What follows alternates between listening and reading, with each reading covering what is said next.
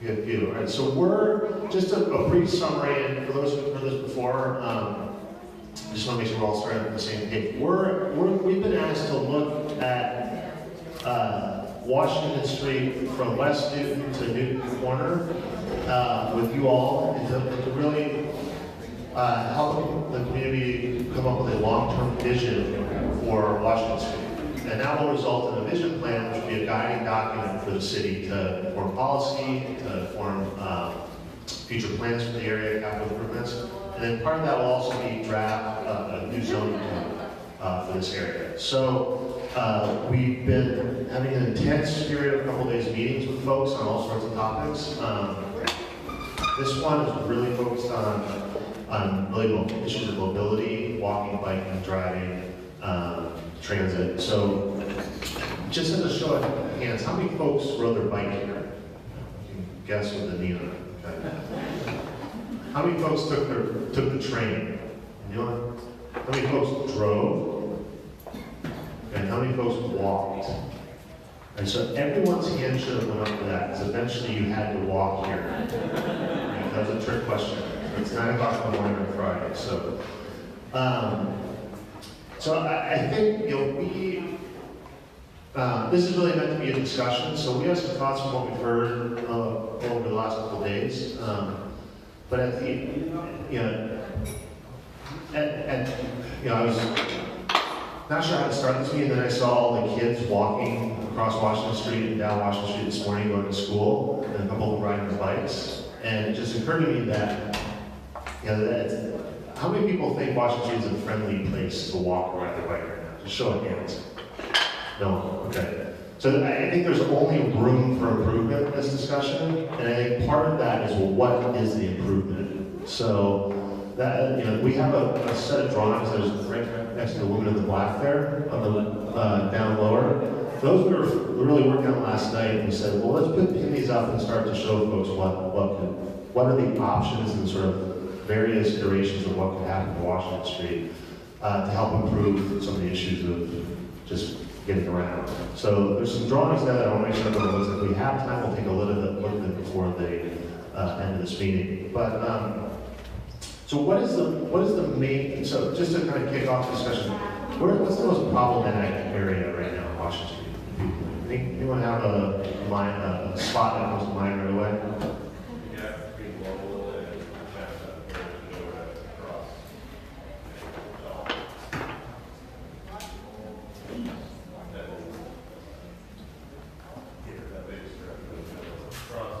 So right here in this area. So this is also the spot that's kind of grade with the pipe, right? Yeah, this area here. And our internet. So people agree with this spot as one of the more problematic spots? All the you have another spot in mind?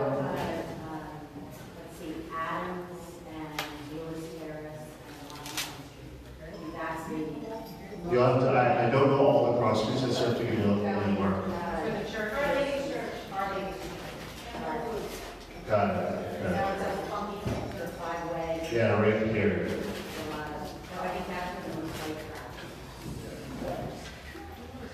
So it's interesting, we've looked back at the historic maps too, and this bridge has been like this since the 1900s. But yeah, we've noticed this is a pretty funky intersection as well.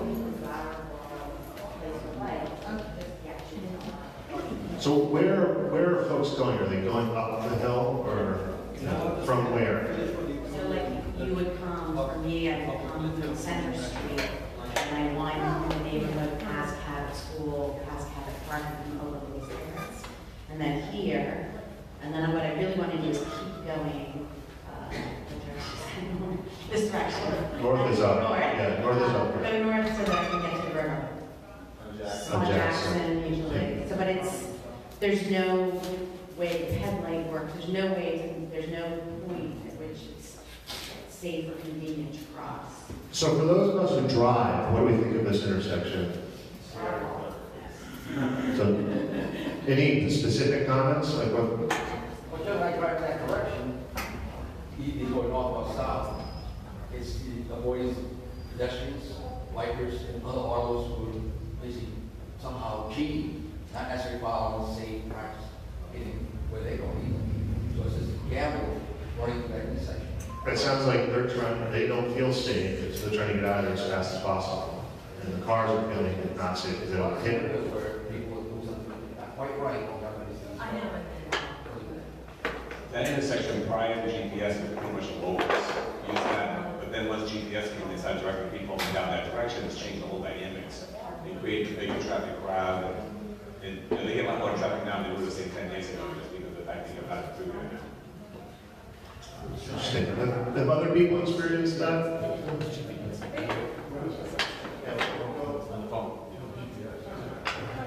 The big problem with if you're driving east or west, if you're driving west, there are left-hand top turning lanes at the lights. If we're driving east toward the corner, there are no left turning lanes wherever there are left turning lights, triggers. So the traffic is backed up. Like that's an area where this Yeah. they would need a turning lane or Adams Street and Jackson Street. Turning left. Turning north. Left Got it, okay. Yeah. So when are people, cars are backing up, you're not being able to get clear through the light?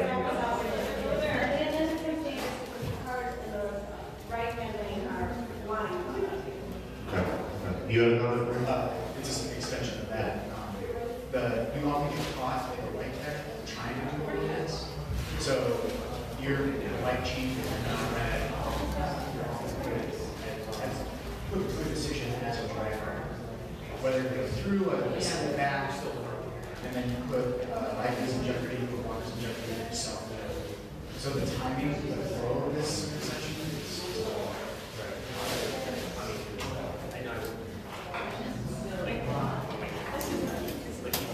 Well, I think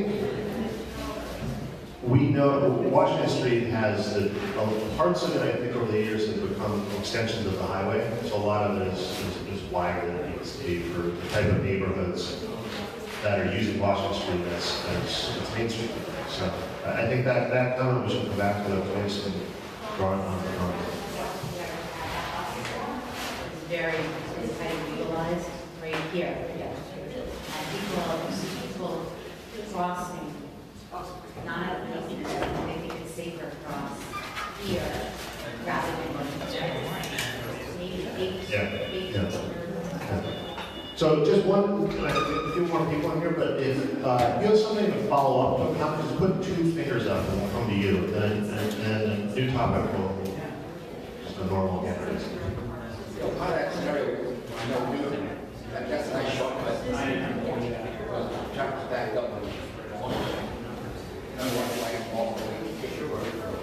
That case, you have problem schools and like, again, that's all part of the syllabus.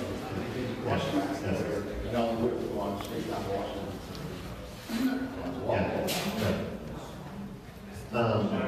So what other areas are super problematic? The other locations? Newton Corner. You read my mind. If Newton Corner is part of it, then I think that's the most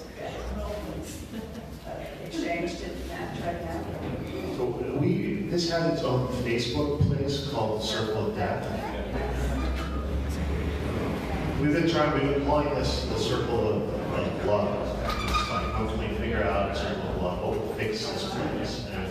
And so we're bring it back in a second. So anyone have any ideas of how to fix this? Like, what are the most problematic aspects?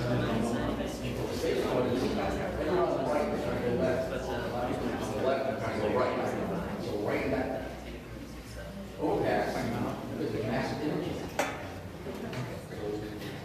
Sequence of that, particularly, is a concern.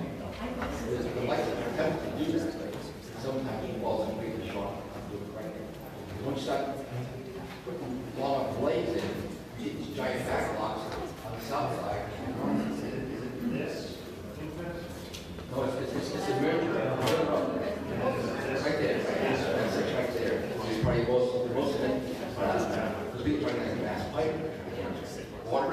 crisscross. There's a giant crisscross right there. Right, this crisscross is on the south side of the 29 too. There's people coming up Center Street, trying to move across. So it's a combination of crosswalks. The Newton Corner, by the Newton Corner Bell Tower, is the fire.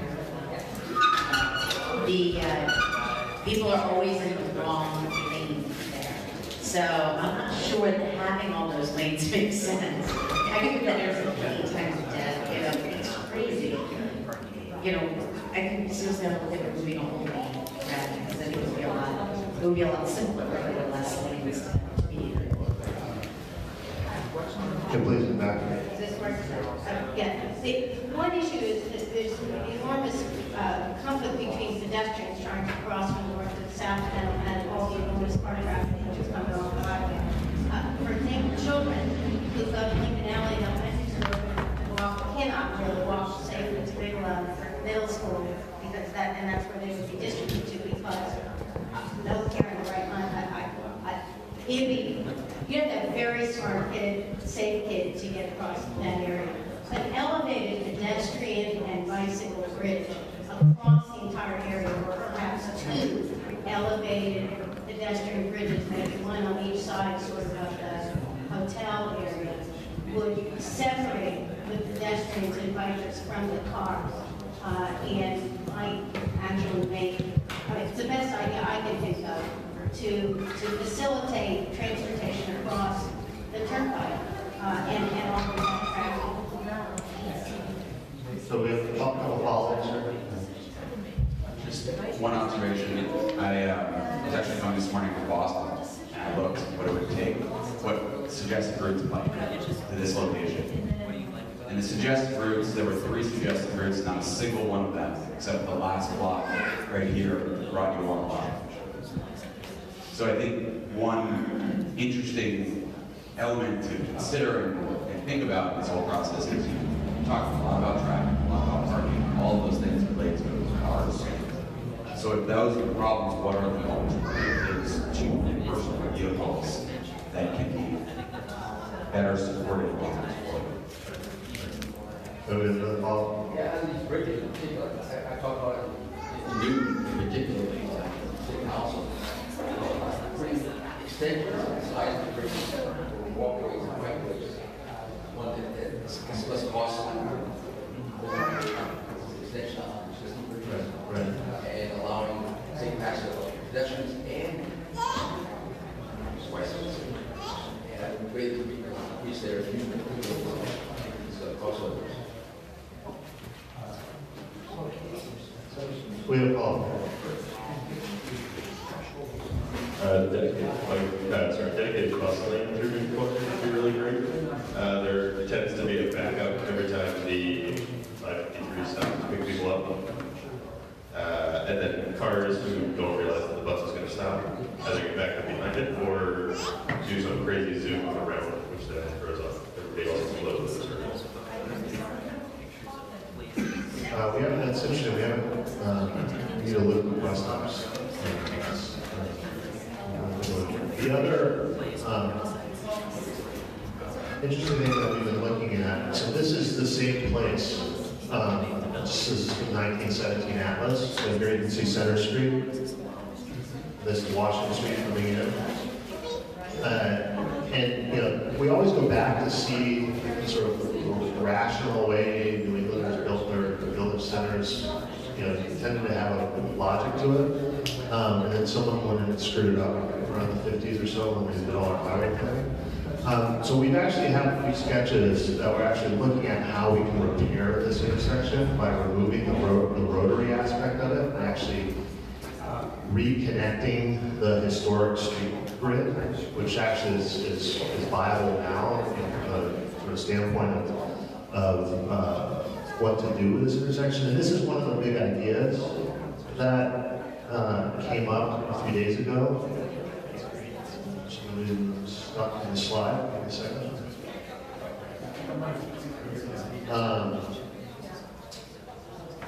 But the idea basically is how can we reconnect there, reconnect here, and then start to think about how this is not a rotary for cars, but actually a series of two-way streets for everyone, not just the highway traffic. So this is a big idea, but we also saw, there's a lot of assumptions around what the highway demands are for this place. So DOT actually emailed us a couple days ago and said they're going to start. Nicole, do you remember when they said they're going to do counts? Imminently. So state DOT is thinking about counting cars here and starting to get fresh counts on this. They told us a couple days ago. So that's happening. So the thoughts here is what are the really big ideas? And then another one has been, is this a spot for another T-stop? Is a commuter rail stop? Can this become kind of a multimodal location? So I've seen that come up. But does that come up before? Have people brought that up in the past?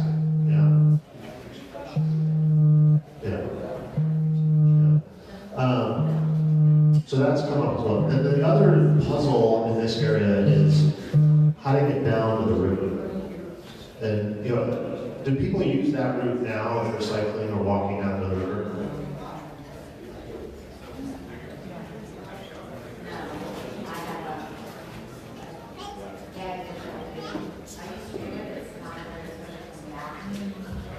It's a little scary. I have a much better way. I live off Church Street. Let me show you. I like this. Church. I go across the street with that lake and down here. And then across the road down. That over to like basically go over up down the road.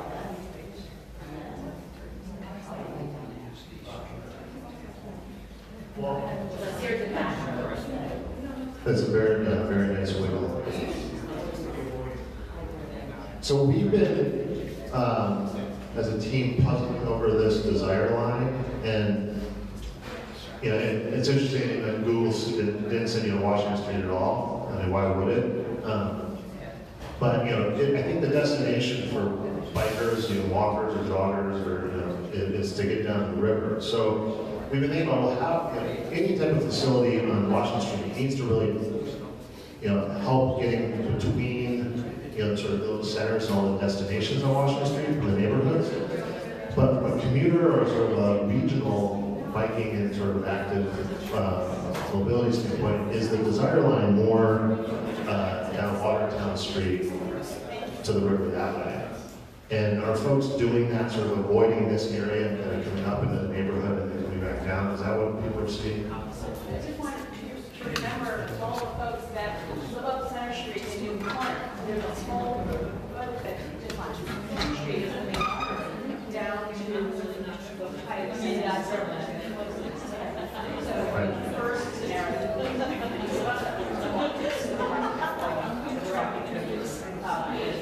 Down Center Street, that was all the 5 streets, 40 and Center Street, down Center Street, and you land right there. So you're not going to go.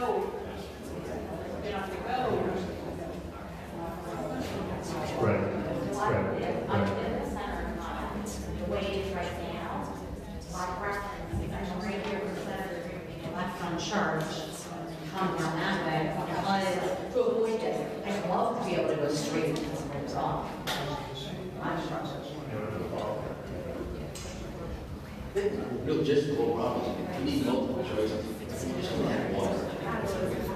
We have 3 main problems. The tower. I like to see all 3 houses squaring off towards that. All find a way down the river. Nice to see the riverway actually extend all the way through, all the way to Chestnut. So we really have some major routing bikeways I'd like to see that were just this little piece. It's a major concern out here. Southern parts, north parts, to that riverway, all parts. Actually, parts of routing into Boston. In fact, next to the bike paths went all the way through Mass Pike, all into Boston Street. Especially to Austin. I mean, developed to Park Square.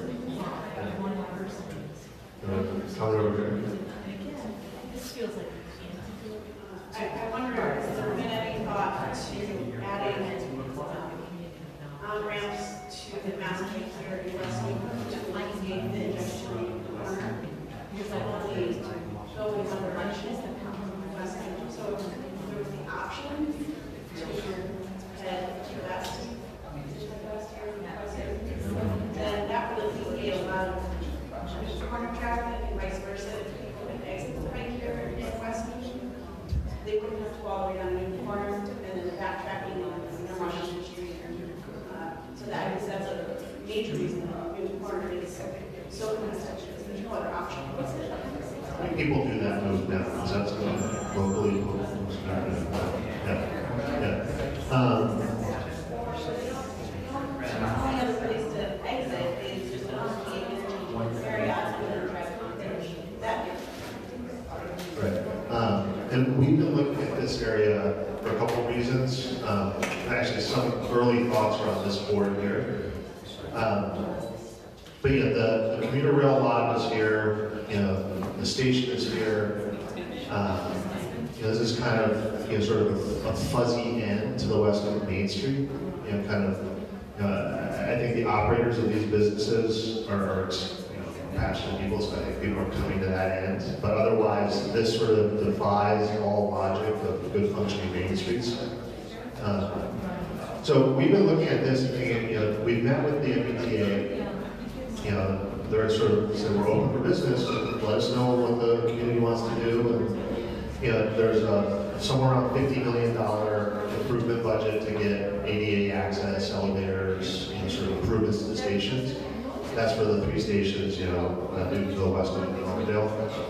That's a big number. I think the state's committed around 20 million, so there's like a 30 sort of million gap. Where is that money coming from? So part of the puzzle here is how do we prioritize that investment? And one of them is, well, if there's other significant improvements to this area that we can sort of pull all together that happen to result in a better station too, that would be a wonderful way to do it.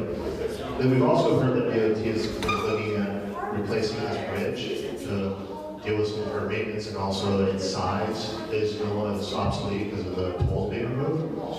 So one of the thoughts here, which we haven't integrated into these drawings yet, is how can we actually improve the on and off ramps in both directions and really sort of force the screen. So that's a question we need some. We're working on it. We don't have a solution for it.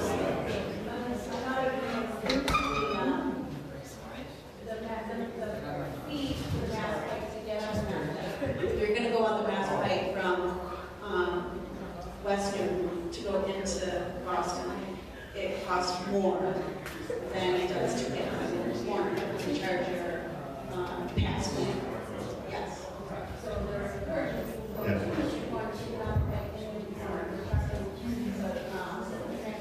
Right. So it's financial incentive for the good corner too. Yeah, I just wanted to add that one of the problems we have on Washington Street for traffic is people who will get off the pike in order to avoid traffic on the pike. And then they take Washington Street as a shortcut, or if you make that too slow, then they're going to go down Newtonville instead, which is a street that nobody seems to want traffic on. And so adding another set of entrances and exits here at the west end, I'm not sure if it's going to make things better or worse in terms of traffic, local traffic, and I think it's good for local people. So I've been thinking about this issue a little bit, and for folks who are driving into Boston who see traffic here, whether it's their phone or their sort of just intuition, look at the lane width here, and then look at the lane width here. There's a reason they're making this choice, because this feels very much like the hot part of the highway. So I think if we want to discourage that possible people peeling off and say, well, I'm just going to take that Washington Street route, the pike, rather than get on the pike. So that's a character discussion we need to have. So I think the balancing of, well, if we add more ramps, and we change the context of the street to be more like, for the scale of neighborhoods, the scale of those centers, then that might detract people from using this as part of the highway system? And that's a question we've been having more. A couple of follow-ups here. Sorry, 1, 2, 3. I guess for the most part, we did have another question ran onto the mass plane. And we was able to use it as a race with those backups on the mass plane to get ahead of the long backup in the backlog. So Washington is becoming a parking lot, just like the mass plane backups. So they closed that on-ramp going west. This is quite 20 years ago. That's why that's not there. Where was it? Right, what are we talking about? What's doing that? There was an on-ramp. There was. They eliminated it. So it was there one time, get onto the last night, going west. And it was stacking into the square. Exactly, because the gas pipe was all jammed up, and people said, well, I can get 200 cars ahead just by doing this. Especially if they got that backlog, right here to do this. So they were trying to skirt around it. So they essentially agreed with the gas pipe.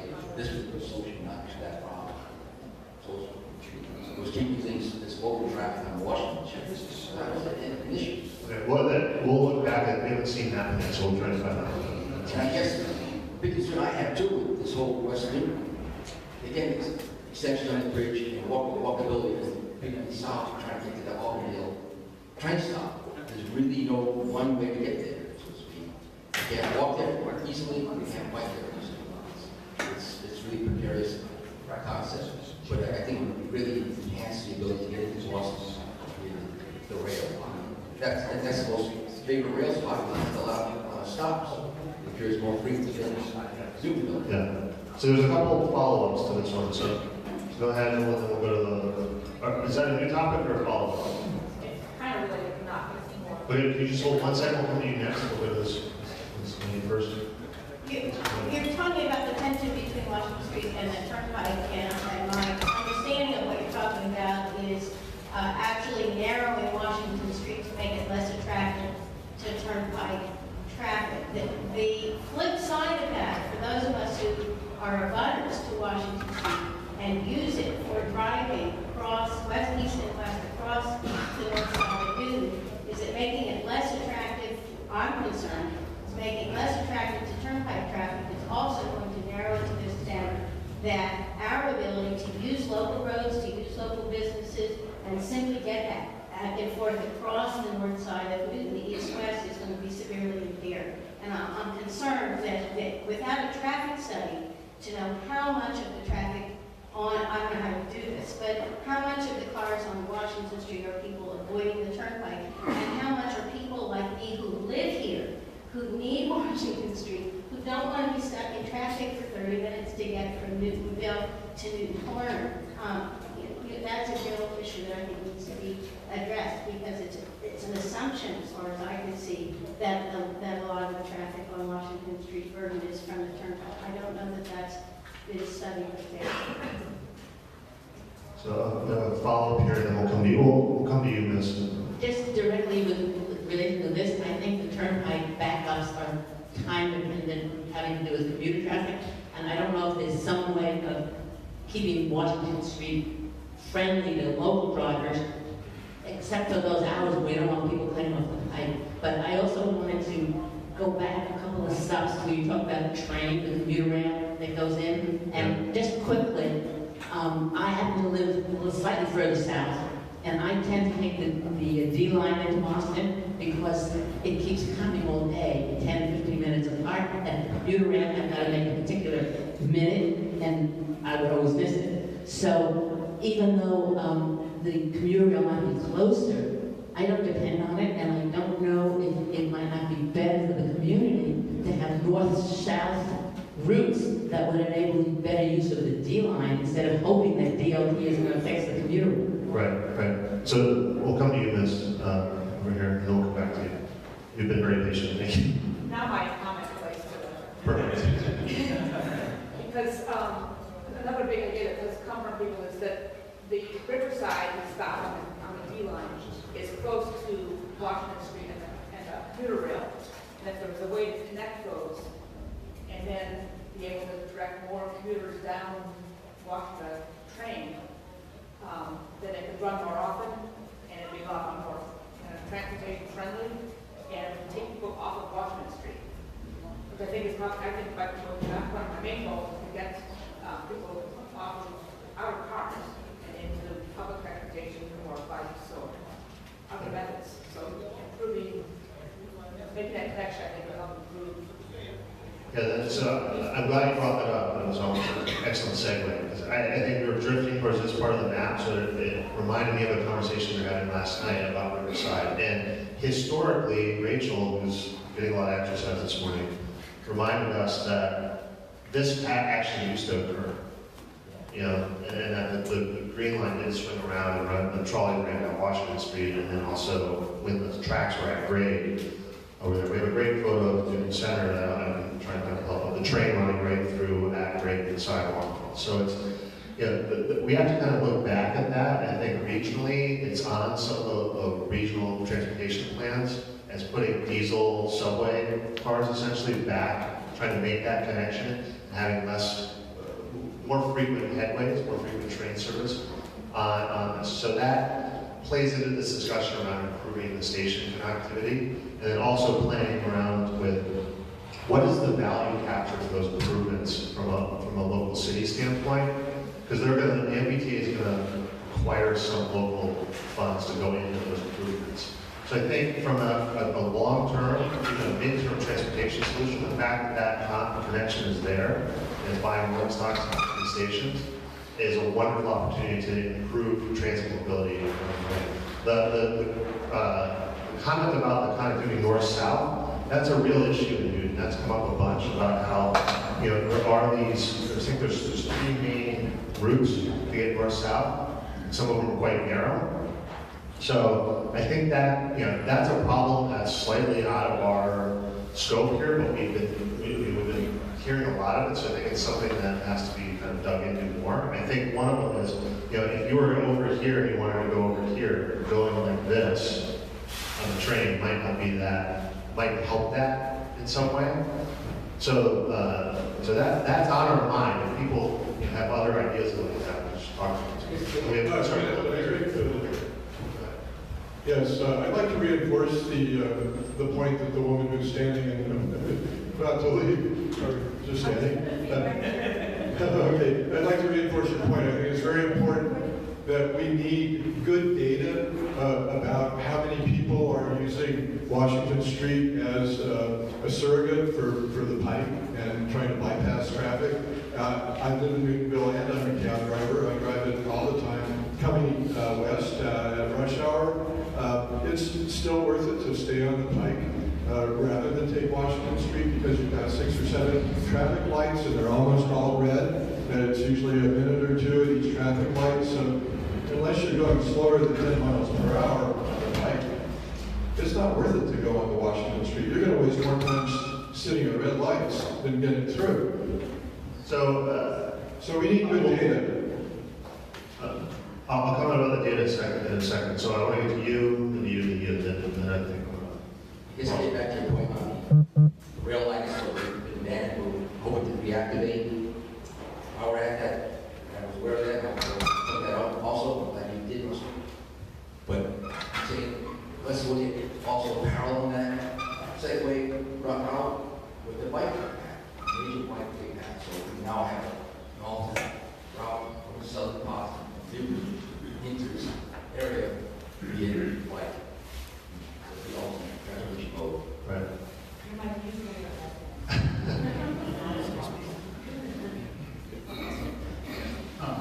going to say this right now for the MBTA because I'm a commuter into the city, and I try to avoid the pike at all costs. I try to avoid the Washington Street corridor. So the commuter rail is by far the most effective, it's the fastest to get all the way into the city. So I appreciate the data that we've been talking about, but getting those cars off the road and onto the commuter rail, so I don't want the stations to be overlooked, because that's the point in time when people are super protected in this huge car, and then they transition immediately over to pedestrian. So that transition is what people are most at risk with in this section. So, it's a lot of data, but I really don't want to overlook the importance of an ETA. Anything to improve that is there's one more problem. I think that, I appreciate the interest in getting more data on how much of the traffic on Washington is through versus local. But I think the data is very clear that road diets work. And the volume of traffic that's currently on Washington Street is well below what the state considers the highest threshold for an appropriate two-lane road.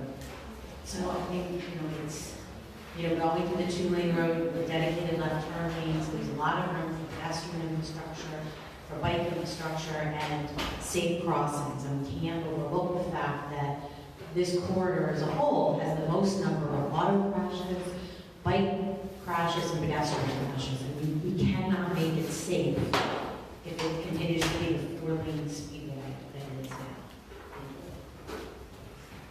So Connor's from our transportation consultants. I asked him to talk about data. So you're all ready to, right?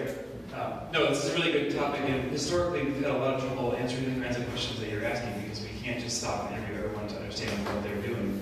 But there are some new sources of data that are taking advantage of your GPS units in your car, your Google Maps app, all those, they're collecting that data, hopefully anonymously. And we have access to this, where we can try to understand origins and destinations and figure out who's using the corridor for what purposes. The fact that the corridor is so close in proximity to the pipe itself makes it difficult to capture Bluetooth data in the ways that the state's typically used. But hearing this week from so many people about how important it is to understand that, I think we have an opportunity to really dig into that and hopefully share some interesting findings. The other source of data that Russell's bringing up on the screen now is thinking just about what is the congestion, how long is it taking people to travel through the area. And you can see as the pike starts to turn orange and red first, Washington Street follows. So there's definitely like a suggestion or implication that what people suspect is happening, but we can hope to understand that in a little bit more detail. So I'm going to follow up, and then the back. Yeah, there's a misconception. It's promulgated over the Chamber of Commerce website by Jeff Speck's video that road diets, in the words of the narrator of that film, the results are consistently positive. That is totally untrue. There are all kinds of places around LA where they're not working. Gainesville, Florida, Rutland, Vermont. The data that he uses, a lot of it comes from 1972, the 1990s. These are at different times. It's old data. His statement that there's a net positive gain from road diets, it's not even true if you look at the data that he presents, the 23 cases. This is a very wrong assumption. And if you want to know what an ADT of 25,000 is going to look like, imagine Needham Street with almost twice as much traffic on it. It's got one lane each way and a left turn lane. It doesn't have bike lanes. That's about the only difference from the so-called classic road diet. But imagine Washington Street with twice as many cars having the same number of lanes as Needham Street. We don't want Needham Street north. All right, we have a follow-up there, please. Thank you. I don't mean to monopolize, but my understanding from the conversation here before this was that traffic studies, not only just on Washington Street, but on Newtondale Street, all the relevant areas that would be backed up if there were problems with traffic on Newton Street, is not part of the scope of this consultancy project. And I was told very nicely that it will be done and it will be integrated later, but without having specific traffic data as much as is available, and that being part of the scope of this consultation effort, I'm very concerned that we're going to end up with beautiful buildings or parks or whatever, but without adequate attention what's going to happen to people who live here and use this for local traffic. I think we really do. I live here and I really don't want this to turn into Needham Street. The other issue about, walking to Washington Street is we haven't considered the issue of timing. Rush hour is rush hour. We're in a major metropolitan area with a single hub on the east side. And no matter what you do, there's going to be cars coming in toward the Boston area at rush hour in the morning and exiting in the afternoon. And no matter whether you put Washington Street on quote-unquote a diet or not, there's going to be traffic coming east in the morning and west in the afternoon. And not everybody can use public transportation. I can't take my 2-year-old grandson on a bicycle to cross the north side of Newton to get him to daycare, and I have to drive 25 miles south to get to work.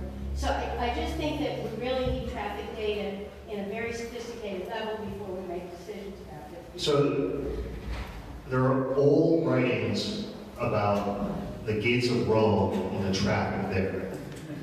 So you're right, there will always be traffic.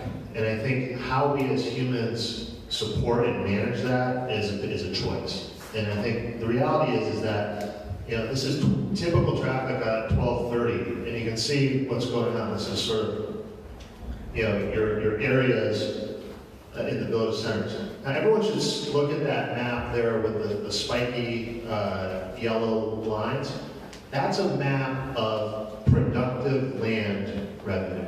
So that's tax revenue per acre. So we've looked at the parcels in Newton and said, what's the most productive land for the city from a tax revenue standpoint per acre?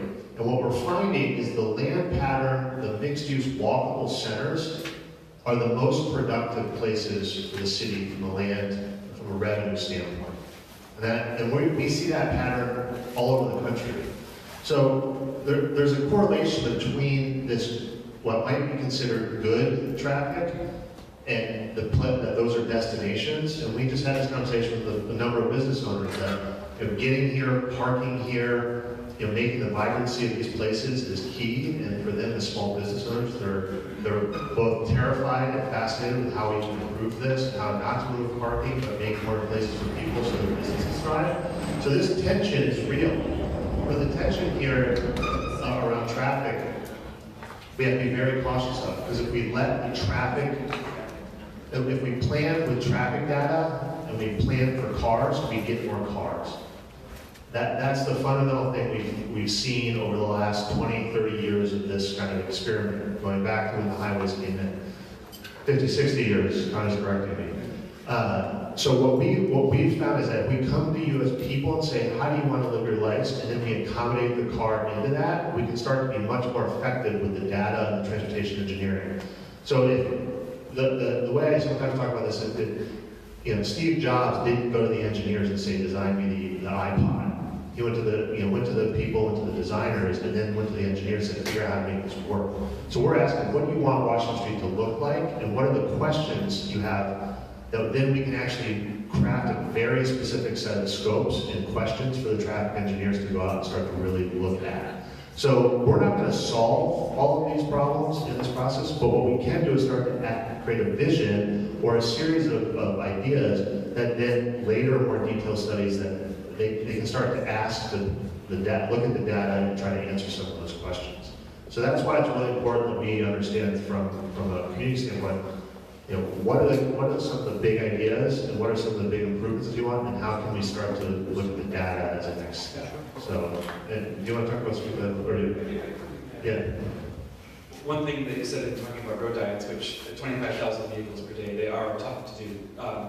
But you said they don't work, and we need to all be clear about what work. Sometimes. What work means, though. That's what Russ was getting at. What is the vision for our corridors? So how do we measure whether or not the road diet worked? Right?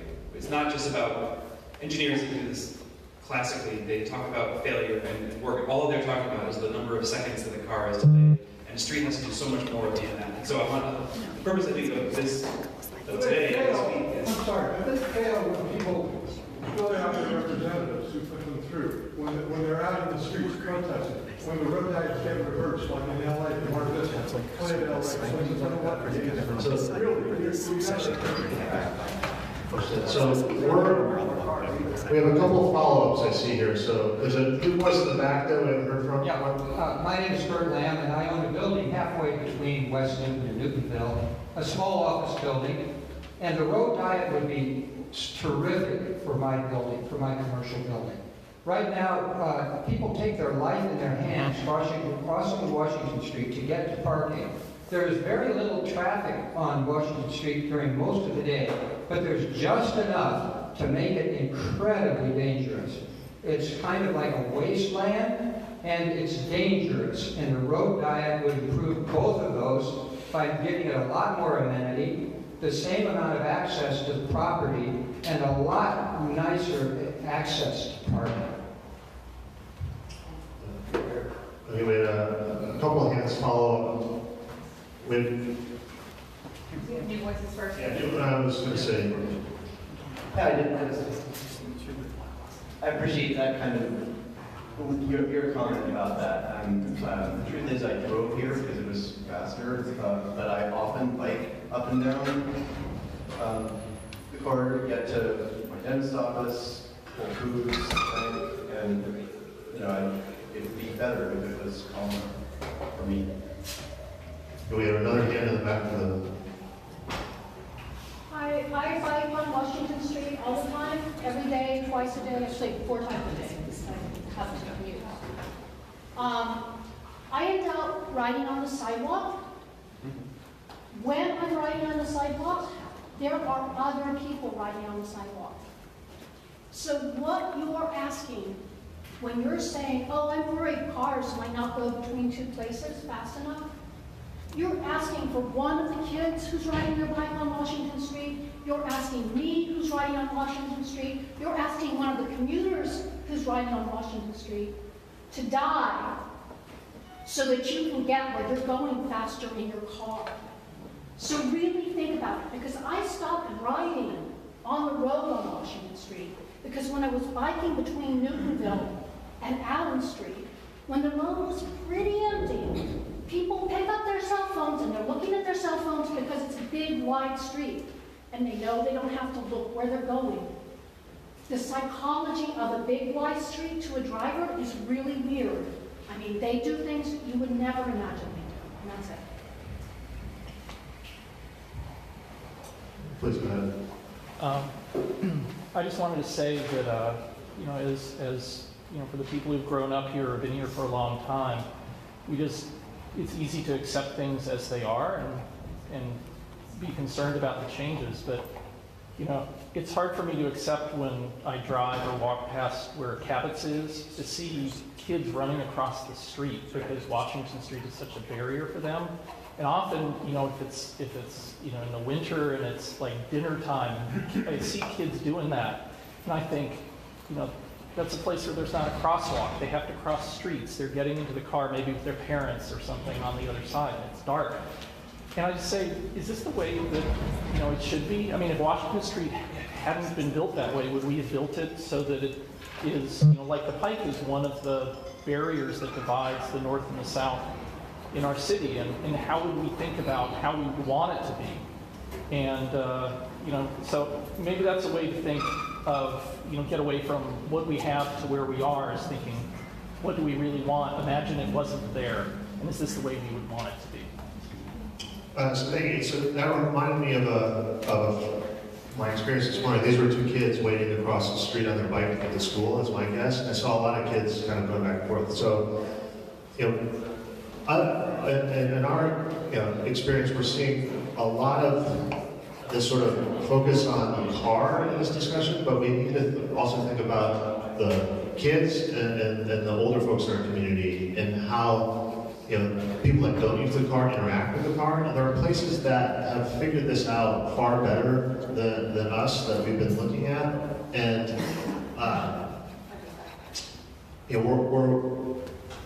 we're in the United States a little behind on how things in our village centers should be working. This is an intersection that is intentionally designed like this. And there are places, there are places in the U.S. that are starting to think like this and starting to plan intersections and shared spaces like this as ways to have all things interact equally. Now, Washington Street, we wanted to show this as just a thing that people are looking at in other places. We don't know if this is applicable to Washington Street, but I just wanted to open your mind up to the idea that sometimes there are different forms of solutions that can help choreograph all of these ways of getting around. So this was kind of an interesting experience from the motorbike, the pedestrian, the car, all of these different uses, sort of dancing together. So now with that, we're out of time here. I want to segue to our next part of if you're here for the walking audit or you're here for the biking tour, we're going to get started at 10:15, but Ollie from Walk Boston is here in the back. He has a little bit of an introduction to the walk audit, and I want to hand it off to him.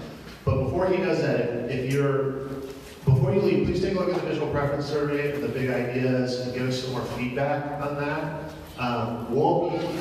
The next big event is that you should also come to is on Sunday at 2 p.m.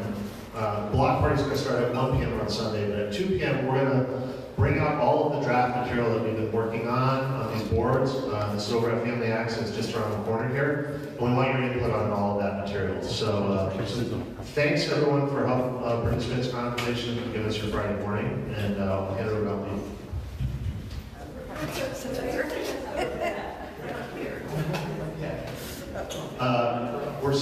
We're merely suggesting that there's other ways of organizing this. I don't know if this is good or bad for Washington Street.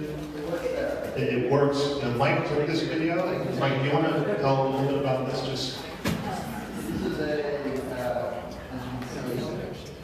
All right, it's a very body section with ankles and legs, and so that way everybody can any given village or downtown. What's interesting about this is that the rest of the streets in most places in this community in Austria aren't designed like this. It looks almost like New exploration, so all the markings, the traffic signs, etc. But here, because of the weird geometry, they decided to approach where all the markings disappear.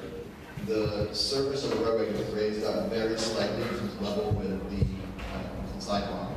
And then they use things like well-designed bollards and on-street bike parking and street trees and such to kind of really narrow the approach to this intersection so everyone slows down as they enter.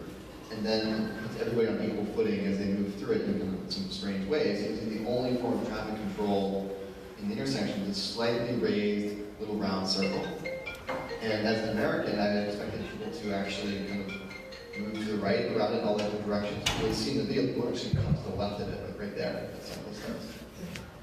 So it's just a marker, like a focal point that people orient towards, but they move in the direction they're continuing to go without having to go around that. So it's a really subtle, well-designed, slow-speed interaction that everybody has in this place. It's quite interesting to study.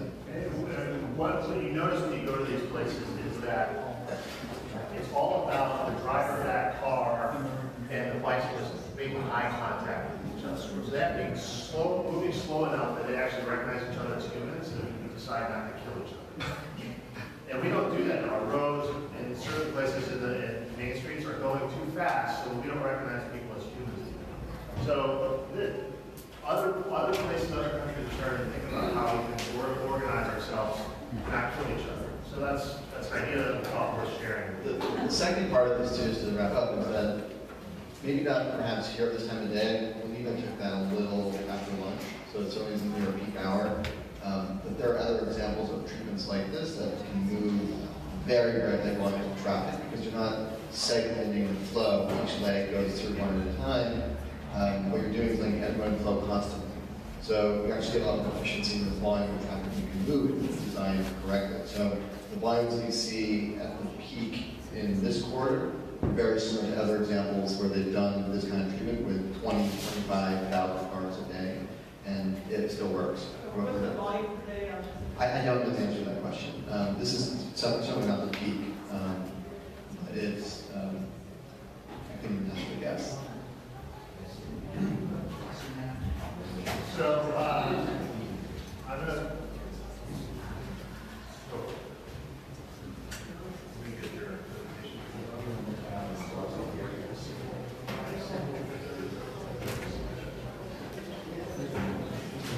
how many folks are here to take a walking audit?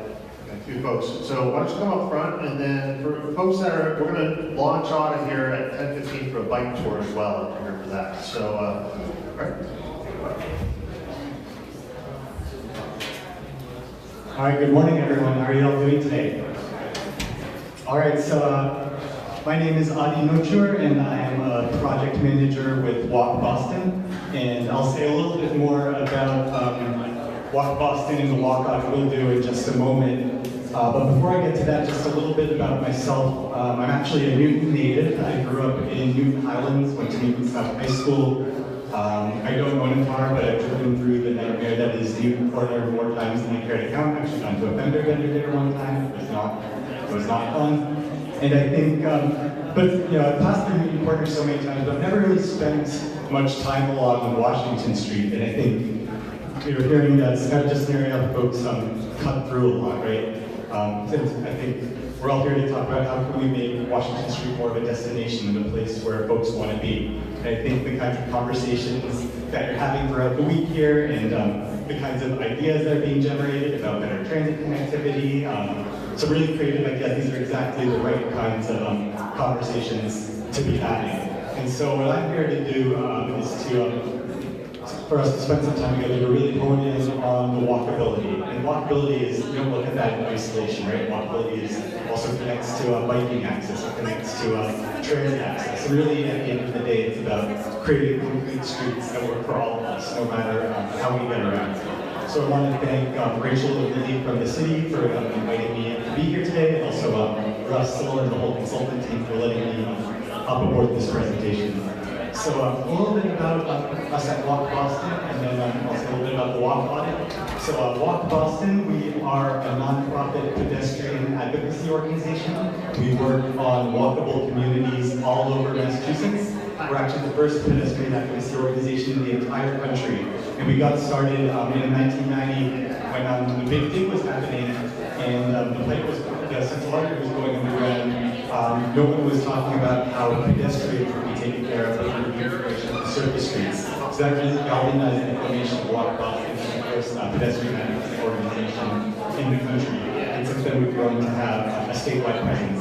And so as a project manager at Walk Boston, we do walk audits in communities all across the state. And what a walk audit is, it's pretty simple. It's a chance for us, all of us, to come together and walk along a corridor or a neighborhood, take a look at the pedestrian infrastructure conditions, and talk about what's working and what's not, and then actually come together and start brainstorming what kinds of improvements to the built environment that we want to see that will enable a safe and comfortable walking for everybody. And so certainly, there's long-term development plans and development visions being developed in the works for Washington Street, as we all know.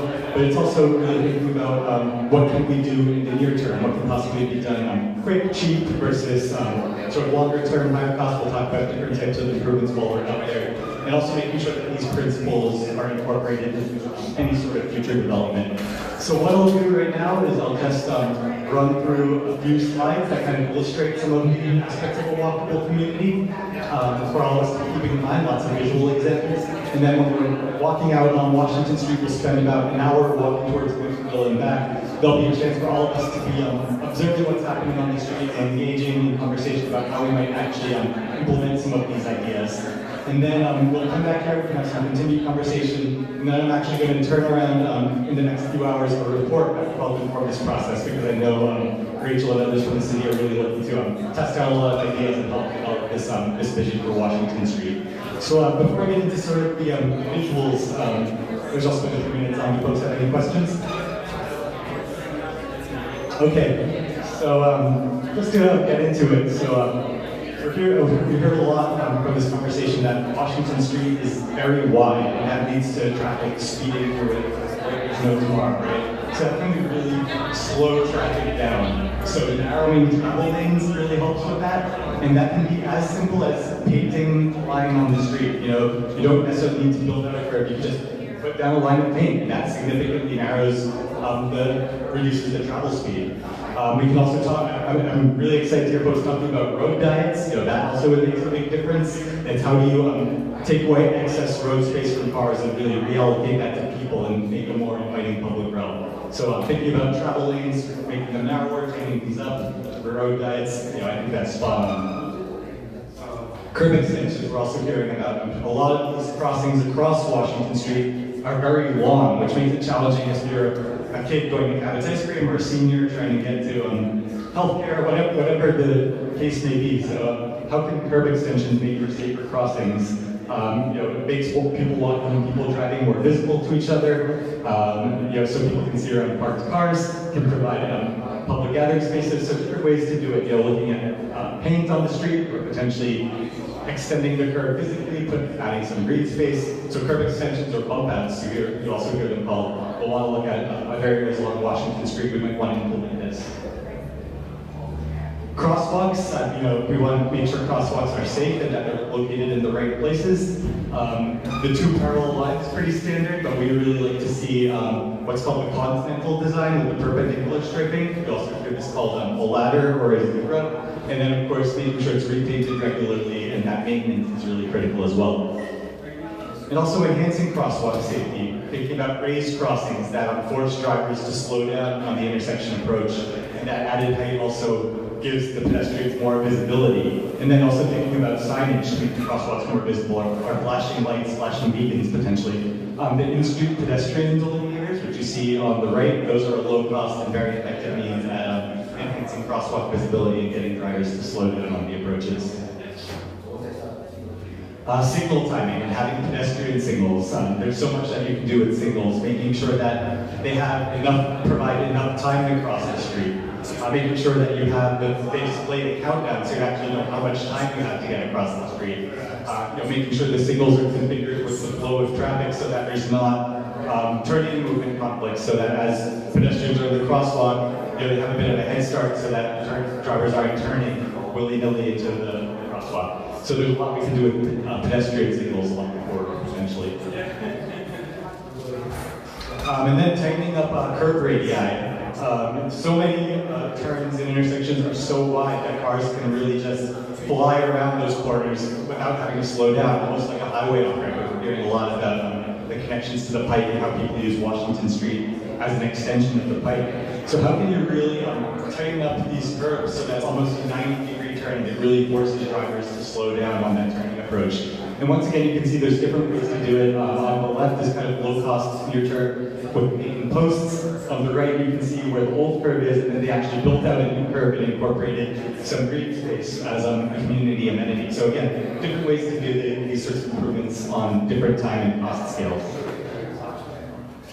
Thinking about separation between the street and moving traffic and pedestrians, making sure everyone has their own, well, we did hear about the shared streets concept, which is interesting, but then oftentimes we think about how can we separate the different travel modes. So there's a give and take there. But thinking about on-street parking, though we don't necessarily see on-street parking everywhere, if we're trying to encourage people to use other modes of transit, parking can actually help buffer people walking from people driving, so there's that separation. You can also accomplish that goal with landscaping strip or greenery, or having a different pavement material. Like on the left, you see the brick and concrete sidewalk. And then parking also can serve to narrow the travel lane. Bike lanes, protected bike lanes, and also accomplish the same goal, narrowing travel lanes, providing buffers, and giving people more options to get around. And then it's also about the things that make for a comfortable walking environment, right? Shade trees are a nice beautification amenity, provide shade. Trees also visually narrow the street, so that actually helps calm traffic as well. Benches for providing people with places to sit as they're walking are a nice amenity, but it's actually more than just amenity. There's research out there showing that for seniors in particular, having a bench on the street is one of the biggest factors in determining whether they'll walk in their community. Knowing that they can walk maybe for 5 minutes, have a place to sit, take a rest for a little bit, then get up and continue walking to get to the store or the health center or wherever they need to go. So benches are important to think about in terms of walkability in the public realm. Trash receptacles, active storefronts, so making sure that it's a place that feels vibrant and that's well cared for. And so this is all to show that change is possible. Sometimes it's slow, but this is a community in Dorchester and Boston we've been working in, where on Washington Street, Dorchester actually, a different Washington Street, in Codman Square, where before, you can see that there is no crosswalk, but that's the desire line, so people would cross anyway, and it wasn't safe for anyone. And you can see the after on the right, where they put in a crosswalk, they painted a bit of a median island so that if you can't get across the crossing at once, you can wait for a little bit and then do the other half.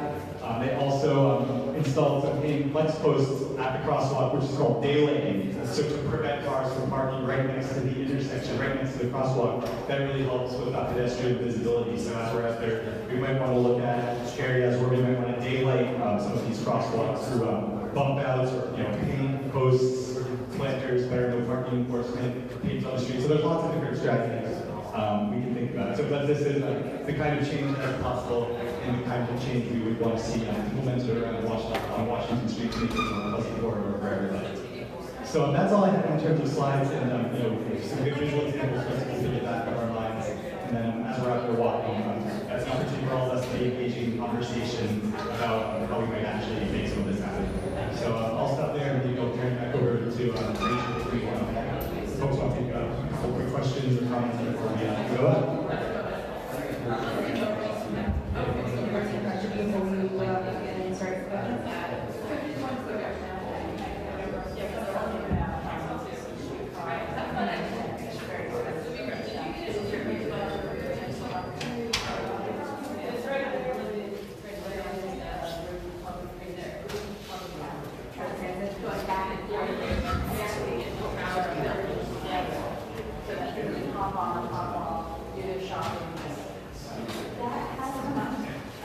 One thing we get out there to be looking at when we're walking is what does the bus feel like?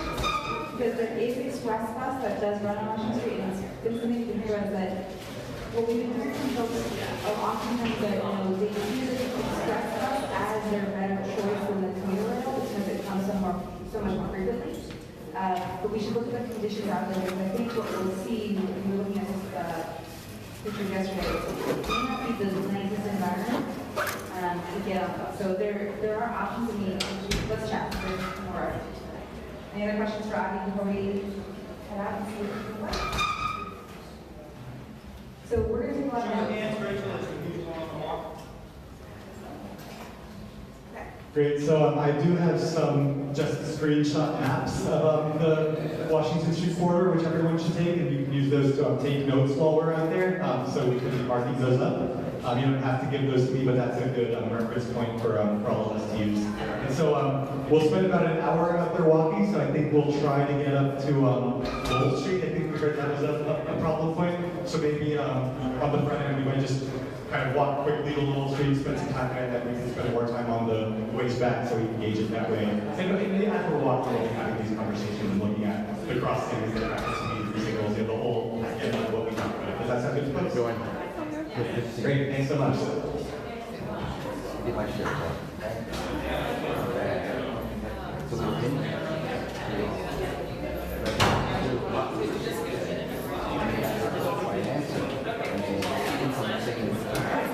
Oh, great. Stop. Do you have time for me?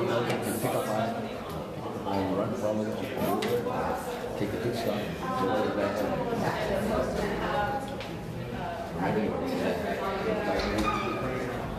All the new inputs. I never heard someone say that. I love that. That's where I come from.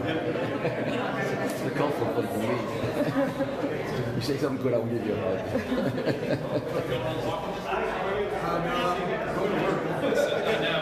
Anyone else want to map for reference?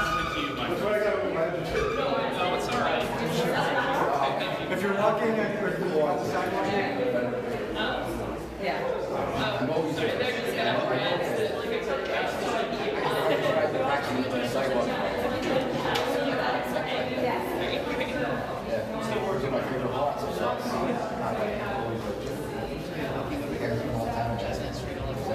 It's so noisy. Enjoy. I always actually enjoy that. I love people.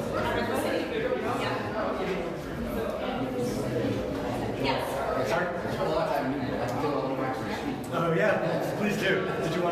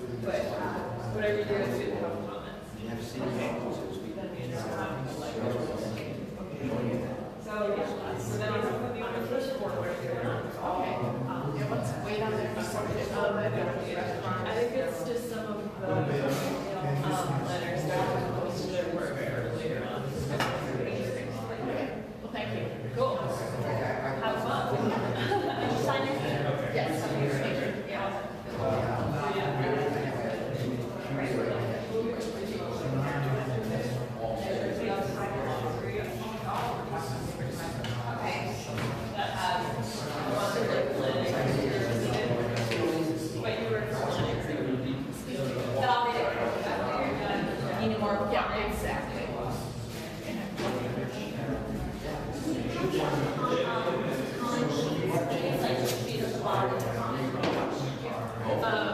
Get it right.